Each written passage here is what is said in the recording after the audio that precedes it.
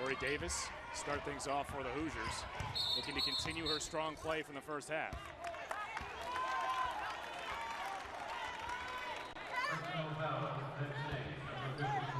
So another foul called against the Lady Lions in the post.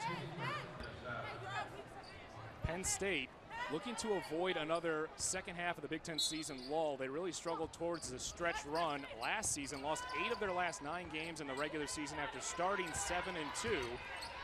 Looking to avoid losing 2 in a row here after losing to Michigan State on Thursday. Well, I think this is a growing experience right now for a young Penn State team.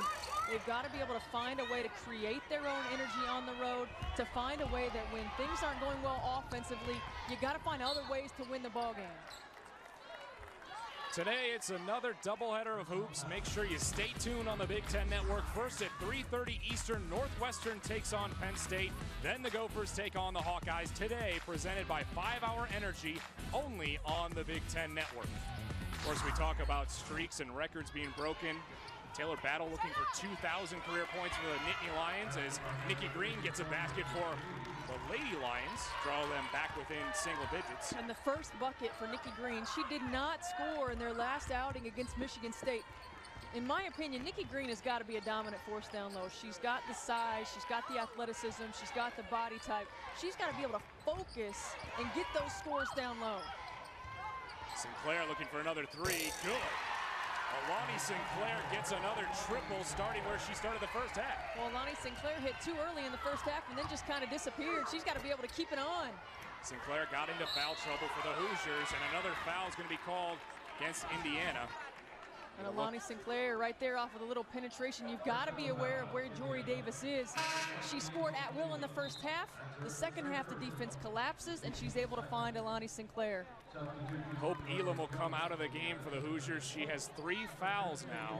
We talked about Sinclair. She had 2 in the first half. One of the reasons why she didn't see as much time. She got Indiana off on the right foot. Then Jory Davis went on a run of her own, and Indiana opened up the sizable lead.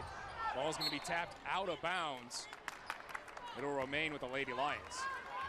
You're going to look at that mask Hope Elam's been wearing. She took an elbow to the face last week in practice, and she broke her nose last season, so just as a precaution, she's wearing that face mask. Trudell pulls up, and good. Penn State has always been very good at executing out-of-bounds plays. They're a team that focuses on the little things. You've got to be able to do that. You maximize each opportunity. Andujar at the top of the key. Lindsay defended by Maggie Lucas. Looks for Sinclair, decides to take it herself. 8 seconds on the shot clock. Under 5, Leah foul called. It's going to go against Nikki Green.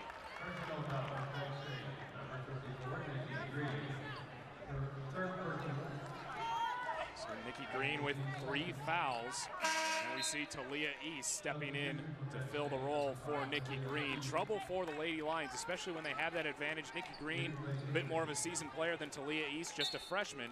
So Penn State will have to hope they can get a little bit more from Talia East than usual. Davis open 3, yes. Jory Davis with 18 now in the game. Well, and early in the ball game, Jory Davis was taking it to the rim. There she steps down and tees it up from the 3-point line, and Penn State's really got to do a better job of getting stops defensively. If they want to get back in this ball game, they've got to be able to find ways to get stops defensively, and Jory Davis just comes out. You can't leave the most dominant scorer on the floor wide open from the 3-point line. So Davis inching closer to the numbers that she's had throughout the season, averaging 18.5 points per game, 15 in the first half. She's the only Big Ten player to score 30 this season in conference play. She had 31 against Minnesota. Lindsay working again against Lucas, finds Davis.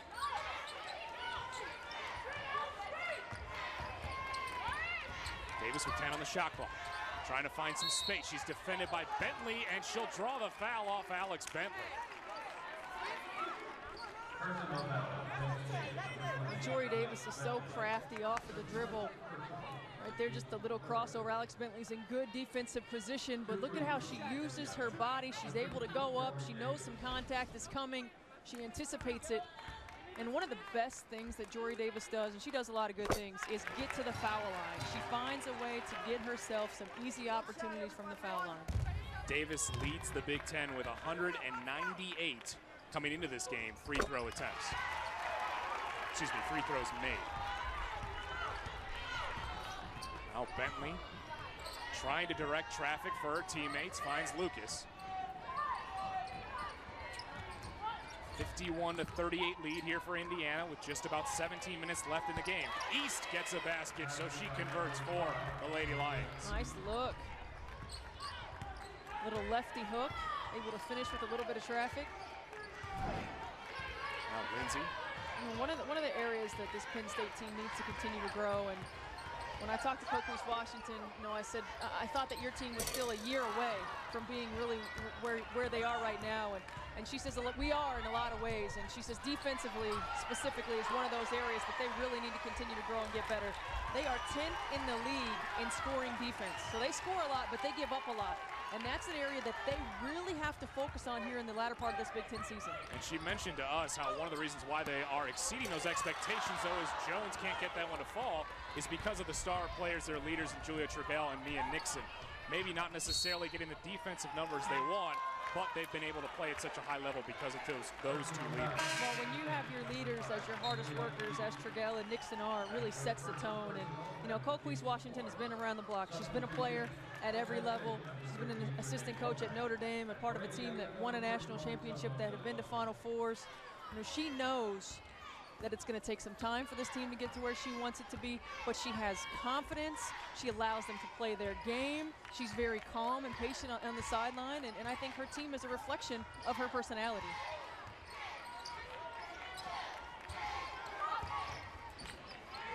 Lindsay on the near wing, gets the entry to Davis, finds Deloche. Good close out there by the Lady Lions. 5 on the shot clock. Lindsay pulls up, gets a little contact there off the Lady Lions, but Sinclair goes to the basket, and she'll get the foul. Well, Lonnie Sinclair does a great job of continuing to pursue the basketball, but Indiana's hanging on to a lead. Penn State, they're going to make a comeback. They've got to get on it soon. Are you? Well, we've talked about transition defense being key for Indiana to keep the pace, and we're going to see right here 3 white jerseys in transition, and then watch Alani Sinclair in the trail able to get a deflection. Sometimes a deflection is just as good of a steal, and right there scrambling for the ball. Indiana has done a terrific job in transition. Indiana has 8 steals on the game. They're 3rd in the Big Ten in steals and 3rd in the Big Ten in turnovers forced as Sinclair hits the free throw. They've got 16 points off of turnovers, and that's a good job of taking advantage. Look at those numbers in double figures for Alani Sinclair. She's only scored 10 points in the last 6 games coming into this one. She now has 11 in this one, so a little bit more production from Alani Sinclair. Corner goes to Womack, a little bit long, rebound goes to Andahar. Lindsay trying to get back out in transition, but she'll pull it back out. Bentley harassing Whitney Lindsay outside. Still gets her, now double team in the post, and there'll be a jump ball. Possession arrow will go to Penn State.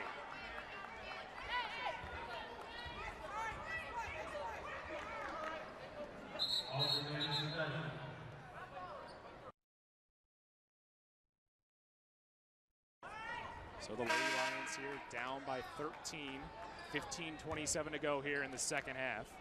You see those numbers again, turnovers playing such a big role in this one. Looks a bit of an injury. Womack, she'll head into the locker room. She's coming off of an injury from last season where she missed the second half of the Big Ten season after tearing the ACL on her left knee. She seems to be favoring the right knee as she heads into the locker room. Last season before that injury, she was averaging career highs in points and rebounds, and has been able to bounce back from that and give this Penn State team a lift from the bench. Trigell open for 2. Actually, she'll get the call for 3, so Trigell with the 3 showing her range.